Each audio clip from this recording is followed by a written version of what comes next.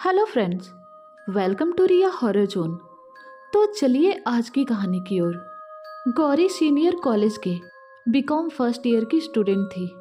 उसका घर कॉलेज से बहुत दूर था, इसीलिए वो इस कॉलेज के गर्ल हॉस्टल में रहती थी।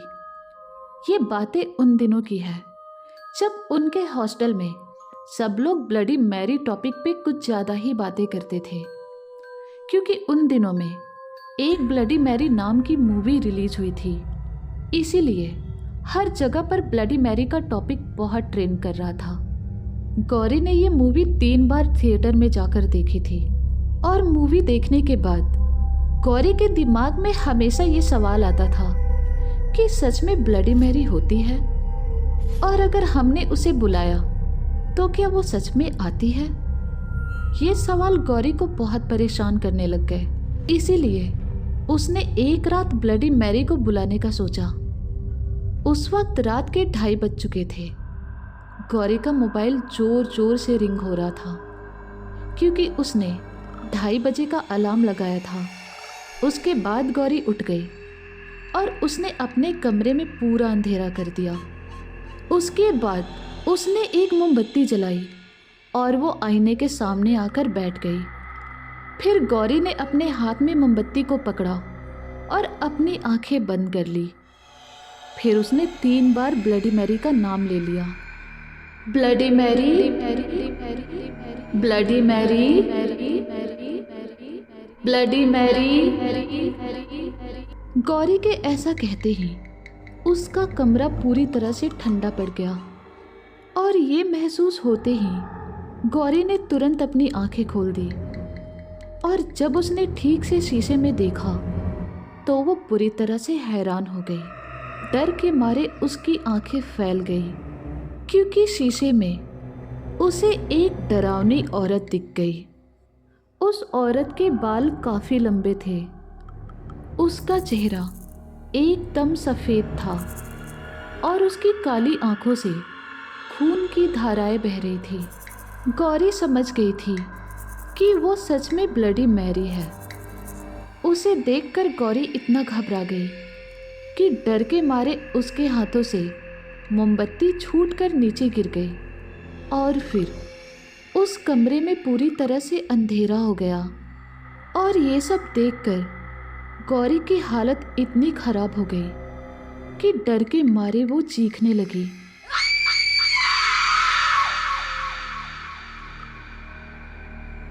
और उसे ऐसे डरता हुआ देखकर ब्लडी मैरी जोर जोर से हंसने लगी। पूरे कमरे में उसके हंसी की आवाज गूंज रही थी।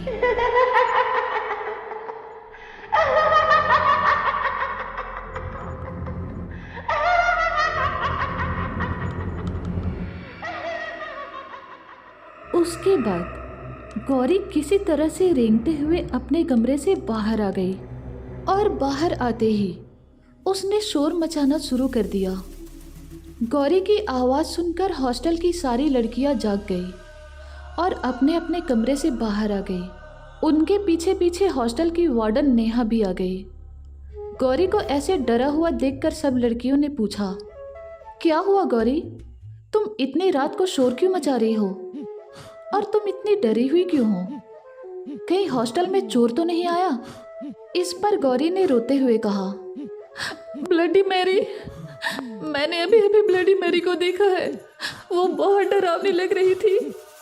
इस पर वार्डन नेहा ने कहा, कहीं तुम पागल तो नहीं हो गई? ये सुनते ही उनमें से निशा नाम की एक लड़की ने कहा, मुझे लगता है इसे वहम हुआ होगा, क्योंकि इसने 3-4 बार ब्लडी मैरी मूवी देखी थी। तो गौरी ने कहा, नहीं निशा, ये हकीकत है, मैंने खुद अपनी आंखों से देखा है।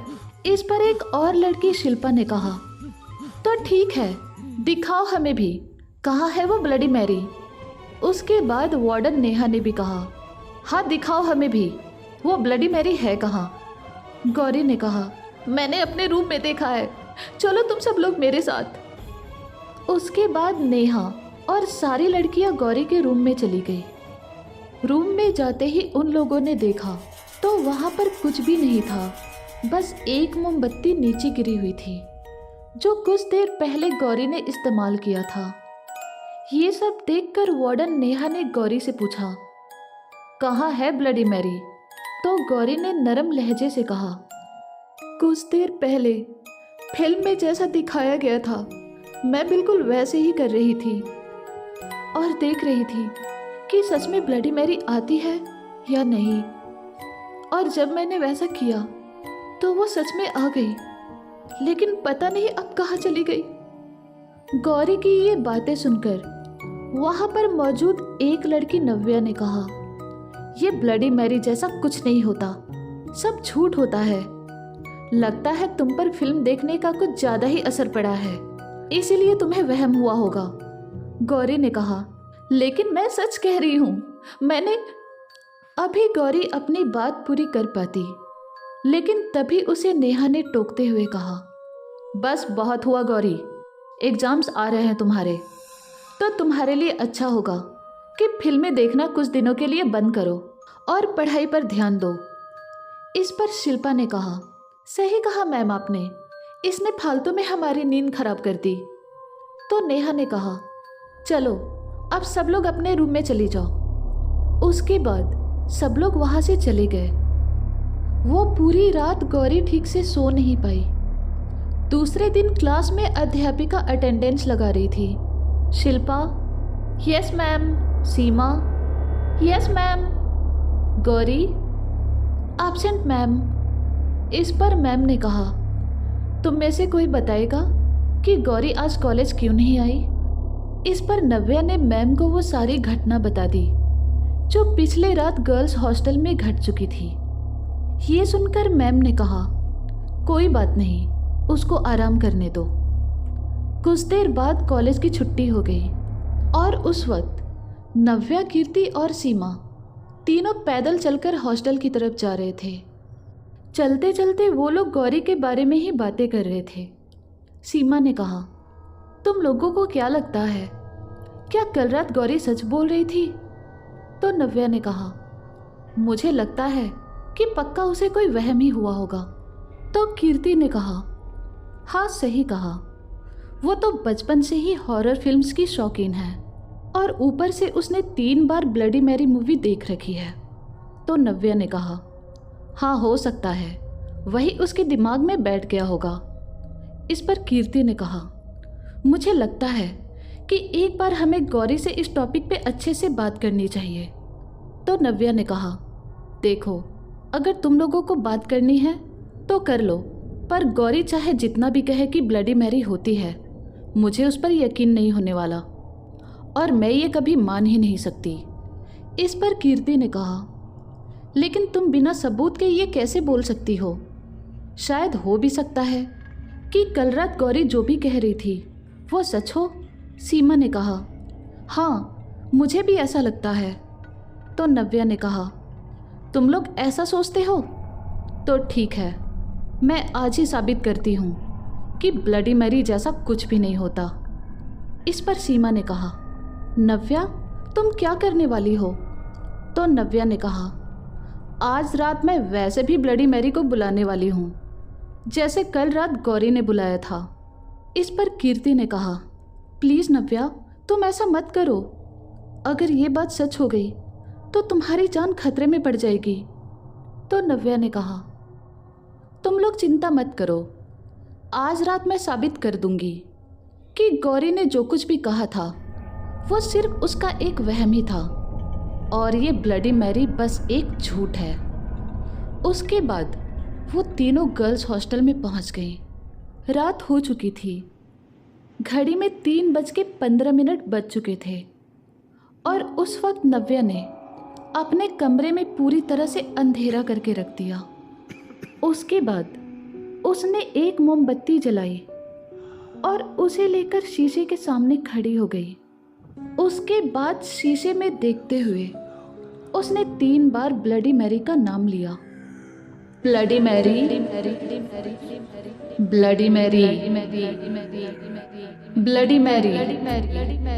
नव्या के ऐसा कहते ही उसका कमरा भी पूरी तरह से ठंडा हो गया और ये महसूस होते ही नव्या ने अपनी आंखें खोली और जब उसने आईने के सामने देखा तो उसे खुद के अलावा कोई भी नजर नहीं आया। ये देखकर नव्या ने शीशे की ओर देखते हुए जोर से कहा, bloody Mary, I told your baby.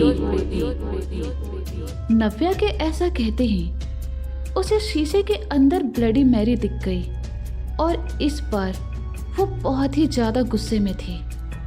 Bloody Mary को देखकर नव्या काफी ज्यादा डर गई और उसकी जान हलक में आ गई। अभी नव्या वहां से भागने ही वाली थी, लेकिन तभी अचानक उस शीशे से ब्लडी मैरी का हाथ बाहर आया और उसने नव्या का गला दबोच लिया। उसके बाद नव्या के हाथ से मोमबत्ती छूट गई और उस कमरे में पूरी तरह से अंधेरा हो गया। लेकिन ब्लडी मैरी ने अभी तक उसका गला नहीं छोड़ा। नव्या ने अपनी पूरी ताकत लगाकर ब्लडी मैरी से अपना गला छुड़ाना चाहा, लेकिन उसकी सारी कोशिशें नाकाम हो रही थी। और कुछ देर बाद ऐसे ही छटपटाते हुए नव्या ने अपना दम तोड़ दिया और उसके दूसरे ही दिन नव्या की लाश उसके रूम में मिली। उसके बाद उस हॉस्टल की वार्डन नेहा ने पुलिस को इस बारे में जानकारी दी, लेकिन कोई भी ठोस सबूत ना होने के कारण पुलिस ने यह केस हमेशा के लिए बंद कर दिया। उस गर्ल हॉस्टल में नव्या की मौत कैसे हुई, ये अब तक किसी को भी नहीं पता।